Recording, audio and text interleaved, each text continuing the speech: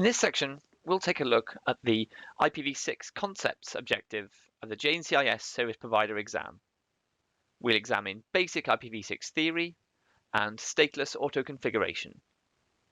For more detailed coverage of this objective and more, please check out the JUNOS Intermediate Routing course. In this section, we're going to take a look at IPv6. So why are we looking to move to IPv6? Well, the simple answer is we've run out of address space for IPv4, and it's becoming increasingly harder to support adding new hosts to IPv4 address networks without the use of one of multiple hacky techniques such as carrier-grade NAT. IPv6 has a significantly larger address space, so it should be able to accommodate our needs into the indefinite future. With IPv4, we have 2 to the power of 32 possible addresses. With IPv6, we have 2 to the power of 128. And if you think that every time this exponent increases by 1, we are doubling the address space, you can see that comparing 32 to 128 is a huge increase in addresses. And it's almost inconceivable to think of scenarios where we could run out of IPv6 addressing in the near term. So it's enough addressing to see us through to the long-term future. So with that said, let's explore IPv6 in more detail. On the right-hand side of the board here, I've drawn up a typical IPv4 packet format and a typical IPv6 packet format, so we can compare and contrast them. So let's take a look at some of the headers that we'll find in a typical IPv6 packet. So first off, we've got the version number, and you also see the version number in IPv4. It's telling us that in IPv4 this is an IPv4 packet, in IPv6 it's telling us it's a IPv6 packet. Then we have the traffic class field. This is loosely equivalent to the type of service field in IPv4, and we use it for class of service and quality of service marking. In IPv6 we then have this flow label field, and there's no equivalent field in a IPv4 packet. And this flow label field is used to provide entropy for load balancing across equal cost multipath links in an IPv6 environment. Then you have the payload length field, loosely equivalent to the packet length field in IPv4, that's telling us how large the data that's contained within this IPv6 packet is.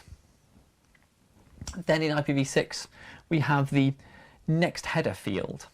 So this is a new field introduced to IPv6. However, it has a lot of the same functionality as the protocol field in IPv4. It's telling us what to expect next after the immediate header of the IP packet. In IPv4, this is just going to be TCP, UDP, ICMP, etc. However, in IPv6, we're replacing the IP options paradigm from IPv4 with something called an extension header.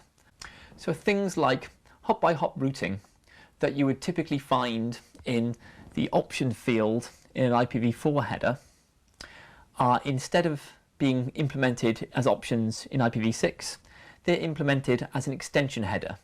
So that's an additional header that immediately follows the IPv6 full packet header, and we encode that in the next header field.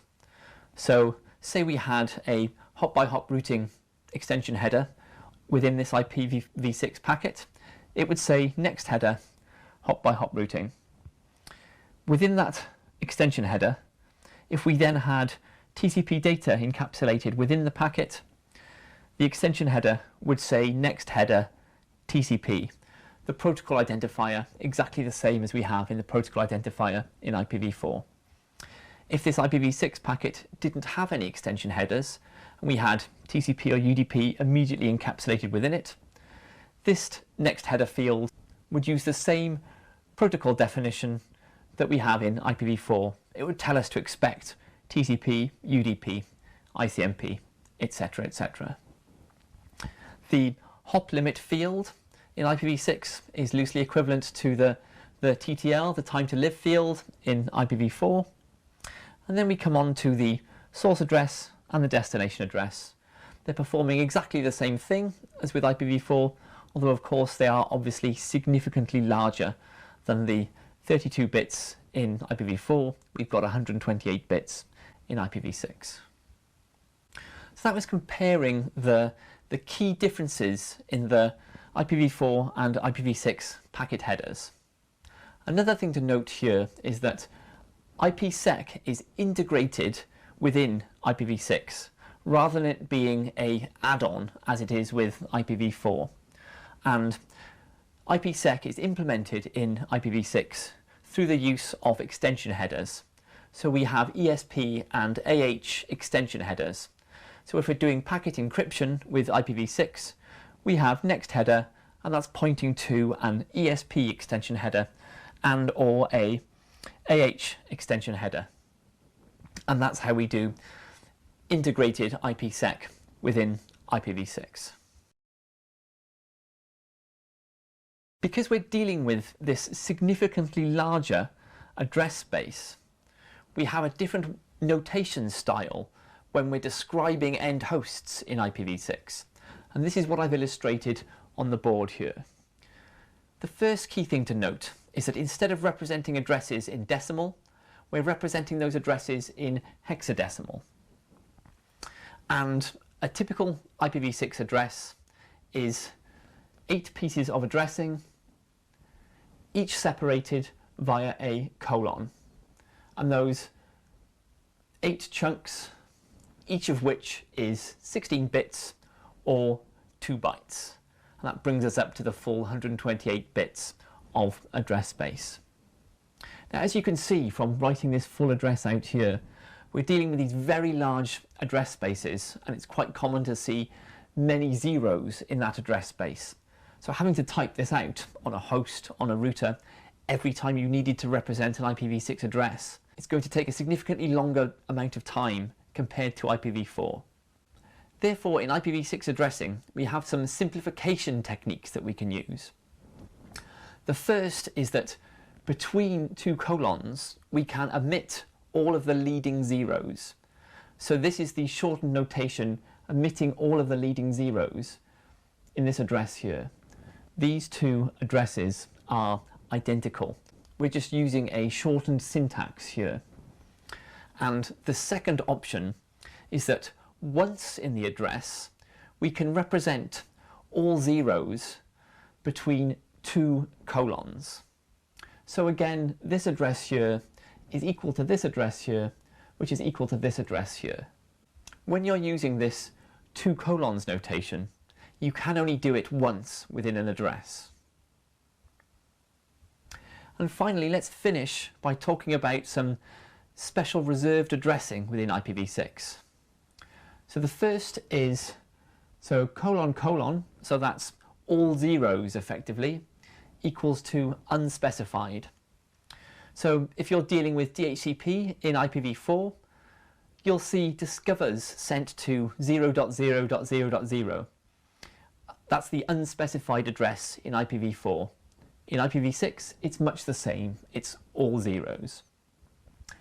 The next special address is all zeros 1 or colon colon 1. And this is the loopback address in IPv6. Next, we have a specific set of addressing for multicast, much as we have specific multicast addressing within IPv4. In IPv6, multicast addressing falls within the FF00/8 multicast address block. In IPv6, we have this new concept of link local addressing. So this is addressing that's only relevant to that specific link that it's configured on. It doesn't provide you any routing beyond your immediate link. It's just there to reach your immediate neighbor on that directly connected link. And the link local address space is FE80::/10. And these addresses are generally auto-generated, and you will see these addresses on most IPv6 devices that you interact with. And finally, we have this new concept of unique local addressing within IPv6, and this falls within the FC00/7 range. So unique local addressing you can think of as being loosely equivalent to RFC 1918 address spacing within IPv4. The main difference being you will register your organization's unique local addressing with an internet registry so that you can have private addressing within your organization, but it's not going to clash with another organization's private address space. This address space is never going to be internet reachable. It's only going to address hosts within your network. However, should it come to a merger or acquisition between two different organizations, unlike situations where you have overlapping address space in the 10/8 range, for example, your organization's private address space is not going to overlap. This is a quick overview of some of the high-level concepts of IPv6. In this section, we're going to talk about stateless address auto-configuration, or SLAC, in IPv6. And this is a way where a host that's joining a IPv6 network for the first time can be auto-configured with a little help of the default gateway to have a globally unique IP address with which you can communicate with the greater WAN network or the greater internet network. And we'll run through the various steps of SLAC in this video here. So first off, the first thing that happens on hosts and on routers alike when they come online with an IPv6 interface is that they generate a link local IP address that's only relevant for communicating on that specific interface. Communication using a link local address is never routed beyond the immediate link.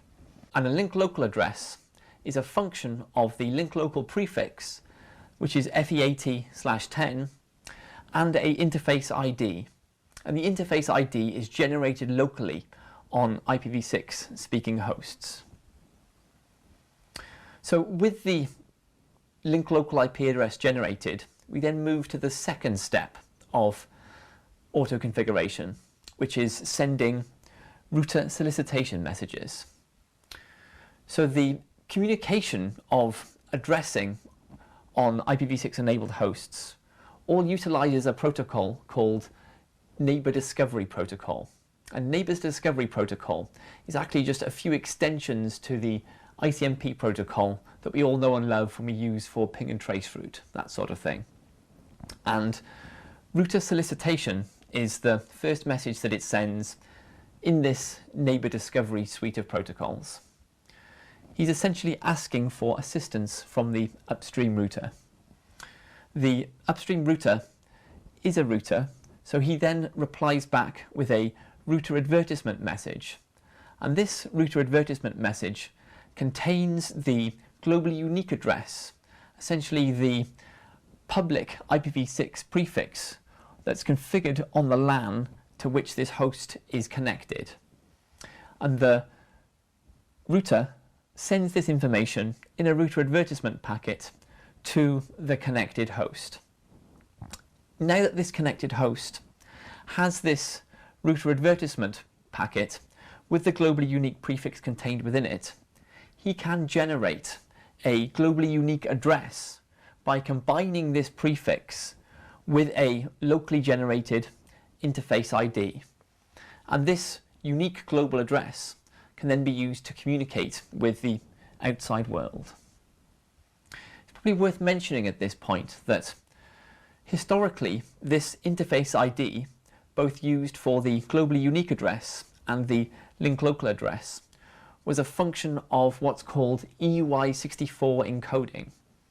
EUI64 encoding was basically taking the MAC address of the interface that's connected to the IPv6 network and inserting a little bit of padding into that to bring the 48 bits of MAC address up to the 64 bits of interface ID that's required for SLAC auto configuration.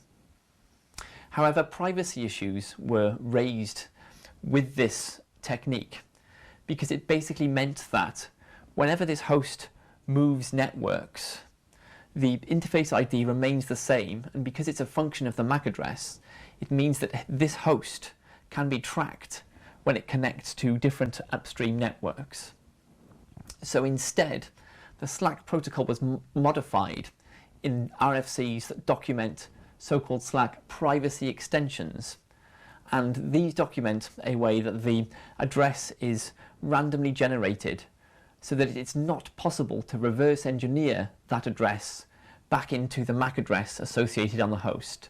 And this increases the privacy of the host, because it means that the host can no longer be tracked as it connects to different networks.